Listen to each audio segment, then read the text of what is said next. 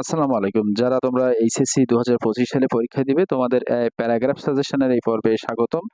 খুব শর্টকাটে বলবো, যারা তোমরা ভালো স্টুডেন্ট রয়েছো তারা একটু বেশি পড়বে এবং যারা খুব খারাপ অল্প মোটেও পারো না, তারা তোমরা আমি একটা শর্ট সাজেশন দিয়ে দিব এবং যারা মিডিয়াম স্টুডেন্ট আছো তাদের জন্য আমি বলে দিব কোন জায়গাগুলো আসলে তোমাদের নক করতে হবে এবং একই সাথে তোমরা যেটা করবে সেটা হচ্ছে আ যারা মোটেও পারো না তারা যে অটো রুলস যেগুলো আছে ওখান থেকে ২-৫ টা লাইন শিখে রাখবে যাতে করে তোমরা লিখতে পারো।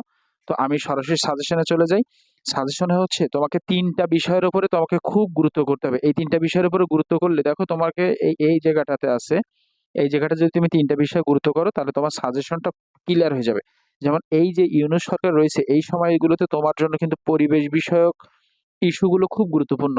আবার এই যে সমাজ বিষয়ক ইস্যু, তাই না? সমাজের যেগুলো সমস্যা এই বিষয়গুলো যেমন পলিথিন ব্যাগ নিষিদ্ধকরণ, তাই না? দ্রব্যমূল্যের ঊর্ধ্বগতি, প্রাইস হাইক যেটা, হ্যাঁ? এই জায়গাগুলো কিন্তু তোমাকে গুরুত্ব করতে হবে। যেমন যৌতুক প্রথা, ডাওয়ারি সিস্টেম, তাই না?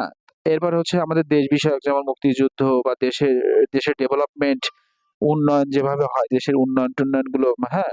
মানে ডেভেলপমেন্ট অফ বাংলাদেশ এরকম। তোমাকে এই ৩ টা বিষয় তোমাকে অবশ্যই নক করতেই হবে। পরিবেশ বিষয়ক, সমাজ বিষয়ক এবং দেশ বিষয়ক। মুক্তিযুদ্ধ, ১৯৫২ সালে ভাষা আন্দোলন, এই জায়গাগুলো। তারপর আমাদের জাতীয় বিষয় যেমন ন্যাশনাল ফ্ল্যাগ, তাই না? এই জাতীয়গুলো তোমাকে কিন্তু একটু পড়তেই হবে। একই সাথে তোমাদের আমি টেক্সট বুক থেকে কয়েকটা প্যারাগ্রাফ বলে দিব যে জায়গাগুলো তোমরা প্যাসেজ পড়ার সময় তোমরা মাথায় নিয়ে নেবে। তাহলে চলো সরাসরি আমরা সাজেশনে চলে যাই। সাজেশনটা হচ্ছে তোমরা ১ম এ পরিবেশ বিষয়ক বলছিলাম। এই যে ক্লাইমেট চেঞ্জ বা ন্যাচারাল ক্যালামিটি, প্রাকৃতিক দুর্যোগ অথবা তোমার কি এই যে ক্লাইমেট চেঞ্জ, আবহাওয়ার পরিবর্তন, তাই না? এরপর হচ্ছে প্রহিবিশন অফ পলিথিন ব্যাগ নিষিদ্ধকরণ। পলিথিন ব্যাগ নিষিদ্ধকরণ। তারপর এনভায়রনমেন্টাল পলিউশন, পরিবেশ দূষণ। এইখানে যতগুলো আছে তোমরা ভয় পাবে না। যারা একটু ভালো স্টুডেন্ট আছে তারা এইগুলো পড়ে ফেলবে সব। আর যারা খারাপ স্টুডেন্ট আছে তারা তোমরা এই যে পরিবেশ বিষয়ক যেগুলো এখানে আমি বলে দিব সেই জায়গাগুলো অবশ্যই পড়বে। যেমন এই ৩ টা অবশ্যই পড়তে হবে। পহেলা বৈশাখটা পড়বে, প্রাইস হাইক, হ্যাঁ? এইগুলো অবশ্যই, এই যে অবশ্যই এগুলো আমি বলে দিব। হ্যাঁ? তারপর তোমার অ্যান আইডিয়াল স্টুডেন্ট পড়বে, ফোক মিউজিক পড়বে, ইন্টারন্যাশনাল মাদার ল্যাঙ্গুয়েজ ডে এটা অবশ্যই পড়বে। বুক ফেয়ার পড়বে। তারপর এই যে ট্রি প্লান্টেশন বা ডিফরেস্টেশন এই জায়গাটা পড়তে হবে। বা তারপর প্রিম্যাচিউর ম্যারেজ ইন বাংলাদেশ, অর্থাৎ এটা এই যে তোমাদের যে শিল্পী অ্যাডোলেসেন্স যে গল্পটা রয়েছে এই জায়গা থেকে কিন্তু এটা নেওয়া। যে আর্লি ম্যারেজ হলে মেয়েদের কি সমস্যা হয়? ইওর হবি বা ড্রিম, এই জায়গা এটা তোমরা পড়বে। তোমার এই ড্রিম নিয়ে একটা প্যাসেজ আছে তোমাদের বই থেকে। তাহলে প্যাসেজ পড়ার সময় এটা ভালো করে পড়ে নিবে। তারপর নারীর ক্ষমতায়ন। তাহলে আমি তোমাকে বললাম কিন্তু পরিবেশ বিষয়ক জিনিসগুলো ভালো করে পড়তে হবে। সমাজ বিষয়ক, যেমন সমাজ বিষয়ক এই জায়গাগুলোতে এটা কিন্তু সমাজ বিষয়ক। এই যে আর্লি ম্যারেজ, তাই না? আর্লি ম্যারেজ হয়ে গেলে কি সমস্যা হয়?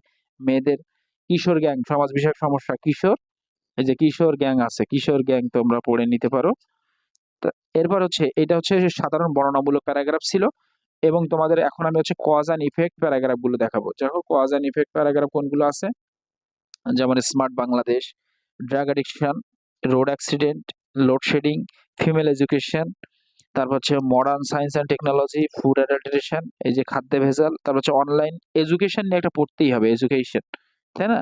এই যে অনলাইন বা এই যে ইলেকট্রনিক এডুকেশন অর্থাৎ অনলাইনে যে শিক্ষাটা আছে, ই লার্নিং, এটা আর কি, হ্যাঁ? ই লার্নিংও আসতে পারে, লার্নিং লার্নিং আসতে পারে। Uses and abuses of internet, এটা খুব গুরুত্বপূর্ণ। Uses and abuses of social media. তোমরা একই সাথে যখন প্যারাগ্রাফ পড়বা, প্যারাগ্রাফটাও তোমার কাজ হয়ে যাবে। আবার তোমার কি তোমরা এগুলো ইমেইল লিখতে পারবা, তারপর তোমার অ্যাপ্লিকেশন লিখতে পারবা, লেটার লিখতে পারবা। City life versus rural life. এই যে জিনিসগুলো আছে তোমার এই যে বিশেষ করে ড্রাগ অ্যাডিকশন, রোড অ্যাক্সিডেন্ট এগুলো তো কমন। সেই তুমি এসএসসি থেকে পড়ে আসছো, 8-9 থেকে পড়ে আসতেছো। তাহলে যা পারো তোমরা কিভাবে ২-৫ লাইন লিখতে হয় সেটা নিয়ে আমার চ্যানেলে ভিডিও আছে, তোমরা দেখে নিও। একই সাথে তোমাদের আমি টেক্সট বুক থেকে এই জায়গাটা একটু দেখাই। তোমরা একটু দেখো টেক্সট বুকে এই যে জাঙ্ক ফুড বলে কিন্তু একটা আছে, যে খাবারগুলো আসলে শরীরের জন্য অস্বাস্থ্যকর, সেইটা নিয়ে একটা আছে। তোমরা অবশ্যই, যেহেতু এই সরকারের আমলে একটা পাওয়ার আছে, ৫ই আগস্ট কিন্তু ছাত্ররা একটা বিপ্লবের মাধ্যমে সরকার পরিবর্তন করেছে। এজন্য পাওয়ারটা পড়তেই হবে। এটা কি? এটা তোমার সোসাইটি বিষয়ক, হ্যাঁ, সমাজ বিষয়ক যে একটা মানে লেটেস্ট ঘটনা। এ এরপরে দেখো এনজিওর ভূমিকা। ওই যে অ্যাডোলেসেন্স যে অধ্যায়টা আমরা পড়ছিলাম, শিল্পীর যে গল্প, এই যে যৌতুক প্রথা, ডাওয়ারি, অ্যাডোলেসেন্স এর মানে রোল অফ এনজিওর ভূমিকা। তারপর হিউম্যান রাইটস নিয়ে কিন্তু কথা বলতে হবে। এই যে রোহিঙ্গাদের নিয়ে আলোচনা হচ্ছে, তাহলে কি হিউম্যান রাইটস নিয়ে পড়তে হবে? ইকো ট্যুরিজম, পরিবেশ বিষয়ক, এইটা তো খুব দরকার। ইকো ট্যুরিজম, এই জায়গাগুলো প্যাসেজ পড়ার সময় এইটা খুব গুরুত্বপূর্ণ। আমি প্যাসেজ থেকে লিখে রেখেছি, এই জায়গাটা তোমরা মোটেও বাদ দিও না। প্যাসেজ পড়ার সময় এটা, এই জায়গাগুলো একটু ভালো করে পড়ে নিও। ইকো ট্যুরিজম, সিভিক এঙ্গেজমেন্ট এবং রিভার ম্যানেজমেন্ট, নদী ব্যবস্থাপনা। বাংলাদেশের যে নদী ব্যবস্থাপনা, এই যে তিস্তা প্রকল্প নিয়ে কথা চলছে, সিভিক এঙ্গেজমেন্ট। কেউ যদি চাও যে তোমার সাজেশন খুব অল্প লাগবে, তোমরা এই ৩টা বিষয়ের উপরে অল্প অল্প করে পড়ে নিবা। যেমন তোমার হচ্ছে ক্লাইমেট চেঞ্জ বা এনভায়রনমেন্ট পলিউশন একটা, তারপর হচ্ছে পলিথিন ব্যাগ নিষিদ্ধকরণ, এবং এই যে এনজিওর ভূমিকা বা হচ্ছে তোমার ইয়ুথ পাওয়ার, এনজিওর ভূমিকা বা ইয়ুথ পাওয়ার, এই ৩-৪টা তোমরা ভালো করে পড়ে নিও। বিস্তারিত ভিডিও আমার চ্যানেলে দেওয়া আছে, তোমার প্যারাগ্রাফ, এসে এই জাতীয় যার হচ্ছে শর্ট রুলস আছে, তোমরা একটু দেখে নিও। এই রুলস গুলো পড়লে তোমাদের প্রস্তুতি আরো অনেক ভালো হয়ে যাবে ইনশাআল্লাহ। পরবর্তী ভিডিও দেখার জন্য আমন্ত্রণ রইল। ধন্যবাদ।